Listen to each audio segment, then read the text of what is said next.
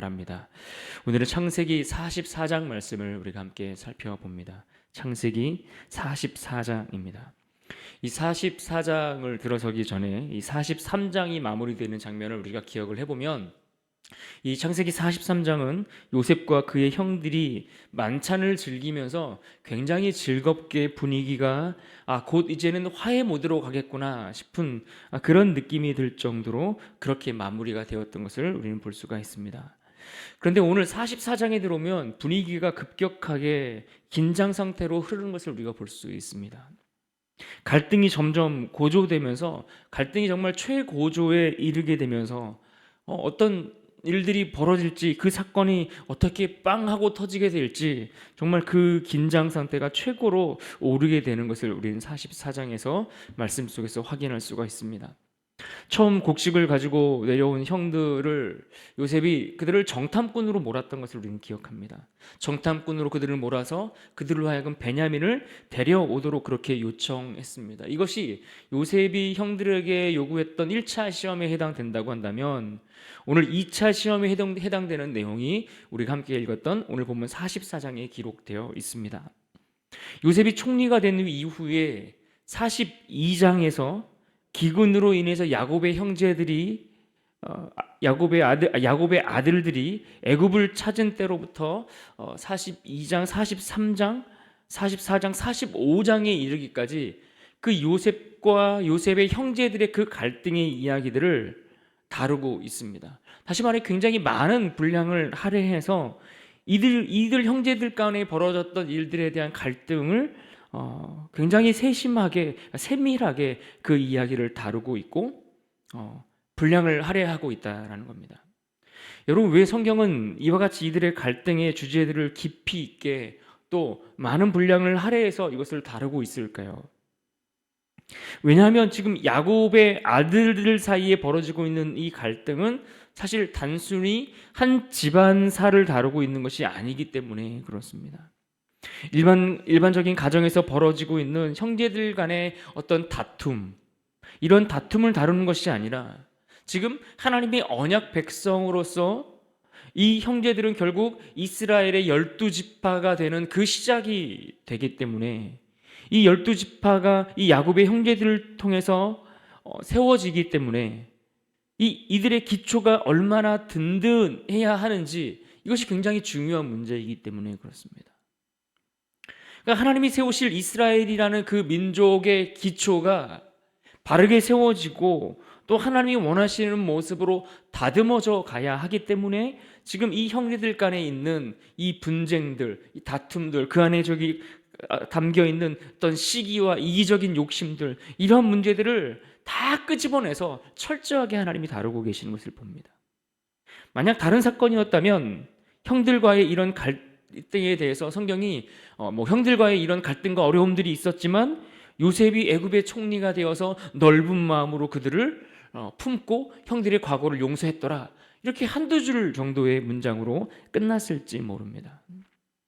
그러나 성경은 이 과정을 굉장히 상세하게 다루면서 그들의 시기와 질투, 다툼, 이기적인 경쟁의 관계, 이런 것들이 어떻게 다듬어가고 어떻게 풀려주고 그들의 진심이 무엇인지를 다 끄집어내어서 그들의 관계를 완전히 회복시켜 가시는 그 모습을 보여줌으로써 결국 이스라엘의 백성의 기초가 어떻게 세워지는지를 하나님께서 우리에게 보여주시고 또 그것을 다듬어 가고 계신다라는 겁니다. 요셉은 특별히 그들의 형들의 마음에 생각들이 무엇인지 그 진심을 제대로 확인하고 싶었던 것을 우리는 볼 수가 있습니다. 그들이 진심으로 요셉을 팔았던 것들에 대해서 뉘우치고 있는지, 또 그 형제들 가운데 그들을 정말 생각하는 마음들이 어떠한 것인지, 그 관계를 다시 회복하기를 원하는 그 요셉의 마음을 오늘 또 말씀 속에서 우리가 확인할 수가 있습니다. 오늘 본문 44장 1절과 2절을 보면 이렇게 시작합니다. 1절과 2절입니다. 요셉이 그의 집 청지기에게 명하여 이르되 양식을 각자의 자루에 운반할 수 있을 만큼 채우고 각자의 돈을 그 자루 위에 넣고, 2절 같이 읽습니다. 또 내 잔 곧 은잔을 그 청년의 자루 아귀에 넣고 그 양식 값 돈도 함께 넣으라 하매 그가 요셉의 명령대로 하고. 곡식을 넣어 돌아가는 그 형제들의 자루에 의도적으로 그들이 지불했던 곡식 값을 그 돈자루를 넣을 뿐만 아니라 거기에 요셉이 가지고 있었던 은잔 하나를 거기에 숨겨 넣도록 지시를 합니다. 여기서 은잔은 일반적인 술을 따르는 은잔이 아니라 당시 애굽인들이 거기서 물을 넣고 다신, 그러니까 다양한 우상을 숭배하던 나라였기 때문에 일반적으로 애굽인들이 점을 칠 때 사용했던 그런 그런 은잔의 용도로 사용되었던 것으로 보여지는데요. 이 은잔을 누구의 자루에 넣었겠습니까? 2절에 보면 그 청년의 자루에 넣었다라고 했는데 이 청년은 누구이겠습니까? 당연히 베냐민입니다. 의도적으로 그렇게 다른 형제들을 짐 보따리에 돈자루를 넣을 뿐만 아니라 특별히 베냐민의 짐에는 이 은잔을 넣었습니다. 의도적으로 베냐민을 택해서 다른 형들이 지난 과거 은 20에 그 동생을 팔았던 그 사건을 떠올리게 할 뿐만 아니라 과거와 달리 이 사건에 대해서 그들이 어떻게 대처하는지를 보고자 했던 것입니다. 3절에 보면 이들이 아침이 밝았을 때에 애굽을 떠나서 가나안으로 향하게 됩니다. 그런데 요셉은 곧장 이 청지기를 뒤쫓아가게 합니다. 그들을 뒤쫓아온 청지기가 그들을 멈춰서게 하고는 그들로 하여금 너희들이 도둑질하였다라고 그들을 추궁하기 시작합니다. 당연히 요셉의 형제들은 결백을 주장했고 이 도둑질한 것이 발견되면 그는 죽을 뿐만 아니라 남은 형제들은 당신들의 종이 되겠다라고 장담하기에 이르게 됩니다. 9절을 보겠습니다. 9절입니다. 당신의 종들 중 누구에게서 발견되든지 그는 죽을 것이요 우리는 내 주의 종들이 되리이다. 그러나 우리의 모두의 예상대로 이 은잔이 누구에게서 발견됩니까? 베냐민에게서 발견됩니다. 12절의 말씀처럼 나이 많은 형으로부터 시작해서 막내에 이르기까지 순서대로 짐을 풀어가는데 그 긴장이 얼마나 고조에 오르겠습니까? 형들의 짐에서 하나씩 발견되지 않다가 마지막 순간에 하필 막내의 짐, 베냐민의 짐에서 그 없어진 은잔이 발견되는 겁니다. 그리고 결국 그 일로 인해서 모두가 다시 애굽으로 돌아갑니다. 우리가 오늘 본문 속에서 주목해서 봐야 할 대목은 지금 이 벌어진 사건들에 대해서 이제 과연 형들이 어떻게 이 문제에 대해서 대처해 가는가, 14절 이후에 벌어지는 사건에 주목해 보셔야 합니다. 14절에 보면 유다와 그 형제들이 요셉에 이르렀다 이렇게 말씀해 주고 있습니다. 이 사건에서 누가 앞장서서 이야기를 하게 되는가 하니 바로 유다라는 이 한 사람 인물이 앞장서는 것을 봅니다. 유다는 형제들이 요셉을 죽이고자 했을 때에 생명을 해치지는 말자라고 앞장섰던 인물이기도 합니다. 37장 26절에 보면 이렇게 말씀합니다. 유다가 자기 형제에게 이르되 우리가 우리 동생을 죽이고 그의 피를 덮어둔들 무엇이 유익할까? 그리고 또 43장에서 보면 두 번째로 곡식을 가지러 애굽으로 가야 하는 그 상황 속에서 아버지를 설득할 때에 누가 앞장섰습니까? 그때도 유다가 앞장서서 아버지 야곱을 설득합니다. 그래서 43장 32절에 보면 유다가 아버지에게 말하여 이르되 유다가 앞장서서 그 문제를 풀어가고 설득해 나갔던 것을 볼 수가 있습니다. 그런데 오늘 44장에도 이번에도 유다가 중요한 역할을 감당하기 위해 앞장서는 것을 볼 수가 있습니다.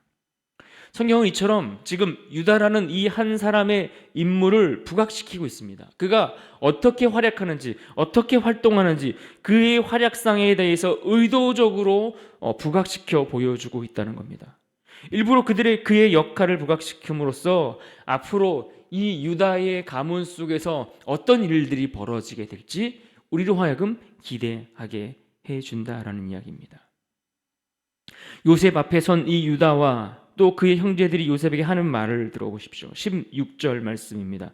우리 16절 말씀 우리 함께 읽어보겠습니다. 시작.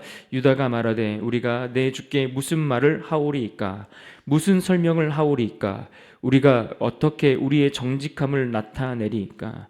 하나님이 종들의 죄악을 찾아내셨으니 우리와 이 잔이 발견된 자가 다 내 주의 노예가 되겠나이다.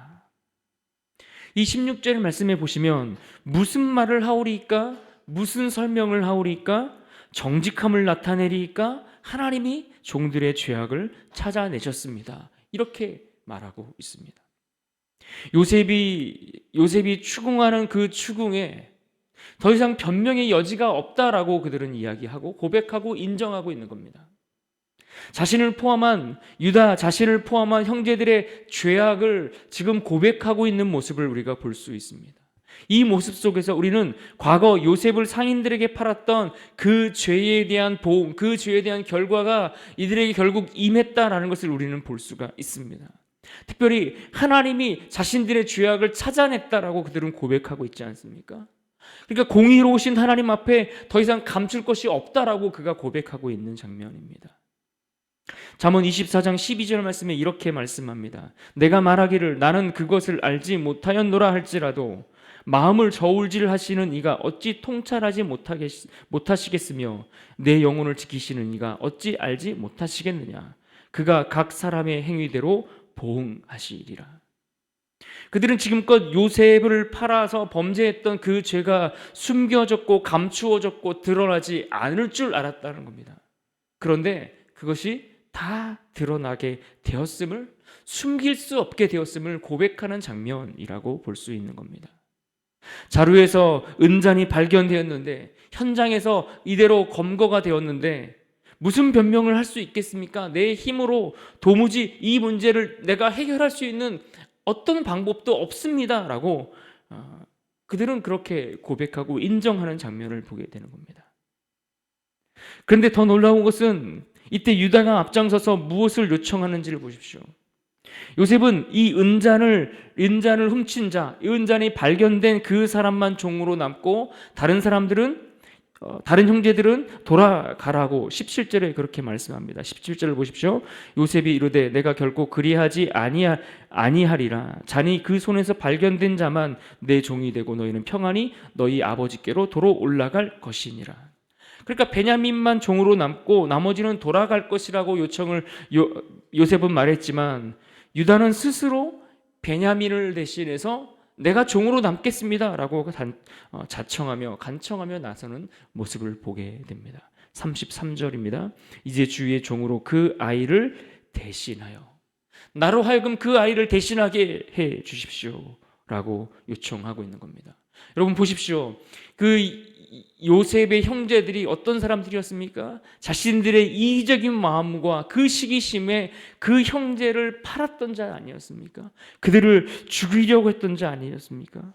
그런데 이 유다의 한 사람의 대표적인 그 모습 속에서 그들이 어떻게 바뀌어가고 어떻게 달라져가는 모습을 우리가 보게 되는 겁니다.